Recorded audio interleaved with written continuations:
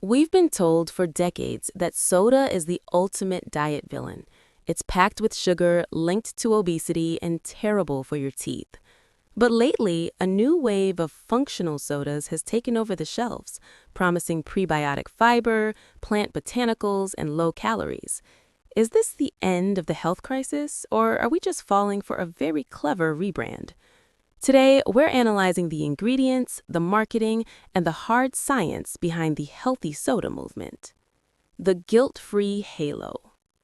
The aesthetics. Walk into any supermarket and you'll see them. Bright, pastel-colored cans with minimalist fonts. This is millennial marketing at its finest. By using words like prebiotic, plant-based, and digestive health, these brands create a health halo.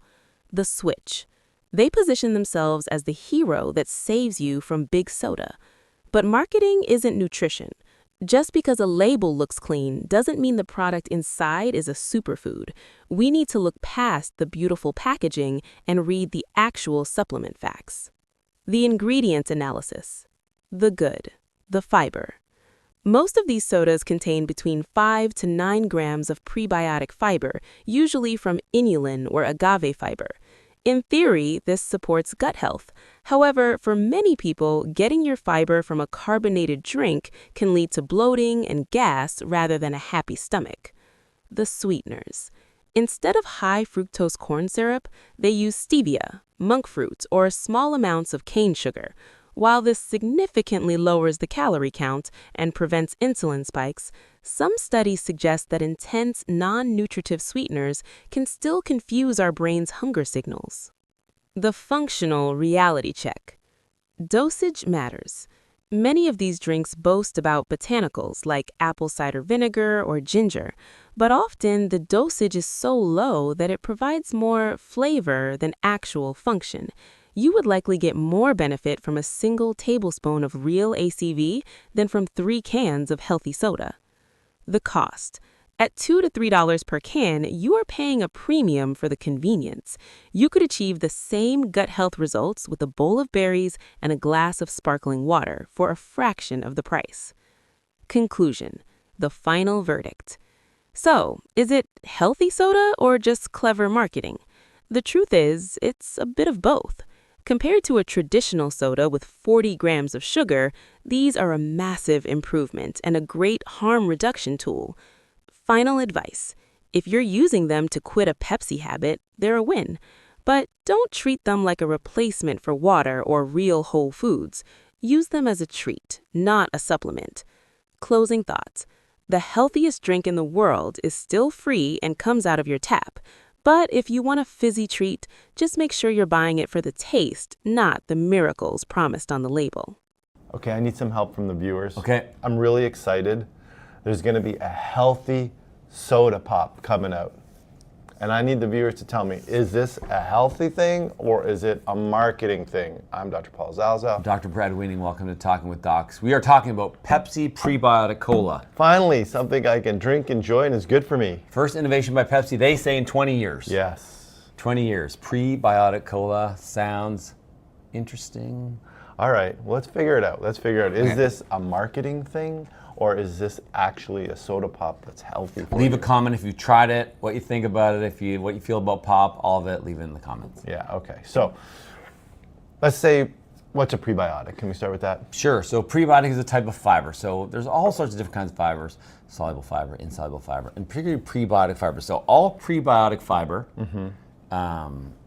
is fiber, but not all fiber is prebiotic. There you go, it's a yin yang. No, it's not even a yin yang thing. So the unique thing about prebiotic fiber, essentially it's a food for your gut microbiome. Yeah. So bacteria in your stomach have the ability to break this down, particularly through a butyrate pathway to release short-chain free fatty acids to feed and make your gut microbiome healthy. So Right. prebiotic fiber, or prebiotics, you don't even have to include the fiber, it's kind of redundant, are good for you in that they help your gut microbiome. Right, and don't get it confused with probiotics. Like Right. yogurt and things have, or fermented food. Well, fermented foods have prebiotics, but like yogurt, for example, has probiotics in it. Probiotics are actually those bacteria that you need in your gut. Right. So this Pepsi, no way, has probiotic in it because the probiotic would not survive in the Pepsi environment.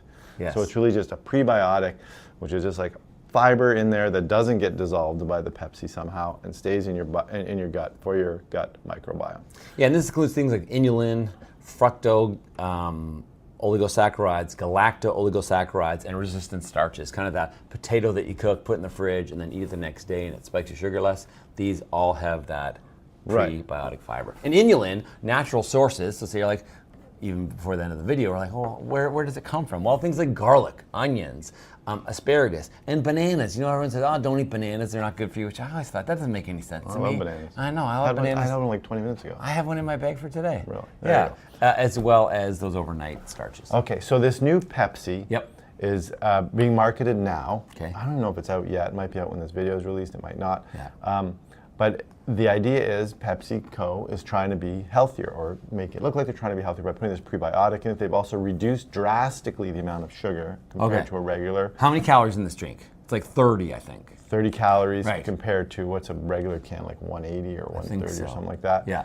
And the amount of sugar, instead of like your typical 39, 40 grams of sugar in a can of pop, now you've got 5 grams of cane sugar. Interesting they say cane sugar. So cane sugar is from sugar cane, and that leads to regular sugar, and like refined sugar. And same with beets lead to refined sugar. So cane sugar is really no better than any other sugar. I think it's interesting that they choose to use the word cane to try to trick you a little bit. Oh, yeah. Okay. Yeah. Or maybe they're just trying to be honest. Okay, maybe they're trying to be honest, but I'd say it's just sugar, 5 grams of sugar. Okay, and it's going to come in 2 flavors. Vanilla cola. Cherry vanilla and regular. Right, cherry vanilla and regular cola flavor.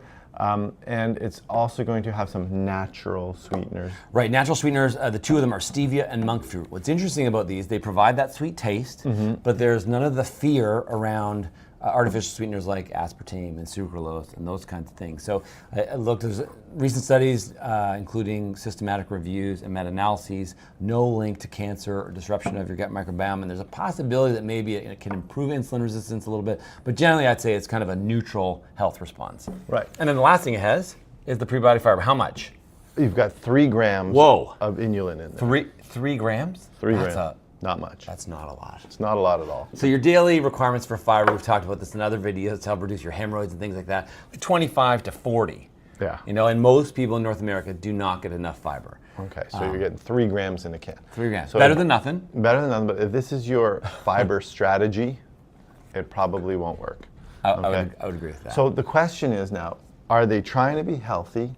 Yeah. Or is this just a marketing thing? So I think my take is probably that they're trying to do both. Okay. I think deep down, the scientists would tell you that this is going to make a mild benefit at most. Okay. Potentially none, but mild. But reduce some of the negative sides of regular cola. So I'd say they're thinking they're maybe going to grab some of the non-cola drinkers, but I'd say if you don't drink pop, this is probably not going to be enough to make you drink it. But I think the other people are saying, I want to reduce my amount of pop. Yeah. This might say, well, if I have the prebiotic version, maybe I can have a couple extra cans. And the reduced sugar. Yeah. Although you could have a diet pop in the other case, so I guess really it is the prebiotic. Now, did Pepsi think of this? There's been an interest in having a healthier soda pop, right? Yeah, Poppy. sure. Poppy I never heard of it. My kids came in. Yes, They said, hey, look, there's a healthy drink, healthy pop for you. I'm like, I don't know about that. But, you know, we bought some. Yeah. And I don't love the taste personally of the Poppy. But Pepsi purchased Poppy. That's a nice alliteration there. For $2 billion. $2 billion. And they had 2 grams of prebiotic fiber. Just 2 grams. And they added actually apple cider vinegar and some other artificial sweeteners. So some people love it. People in my house love it.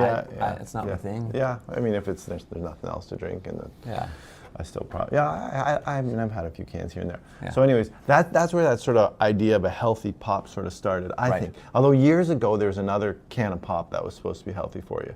It's called C+. Do you remember C+? And the orange drink? Yeah. The abnormally orange drink? It didn't look healthy orange, I'll tell you that. When I was a kid, I thought, I'm going to be healthy today. I'm going to have a C+, because it's got vitamin C in it. I thought I was doing myself a favor, right? Because that's how good the marketing was. Yeah. But so since then, there's never really been a healthy can of pop. No, but what I would say is the beverage industry is ginormous. Oh my God, yeah. And they're always changing. Like look, even like alcoholic beverages to do non-alcoholic drinks, or all the different kinds of water. You know, whether it's smart water or vitamin water, or whatever.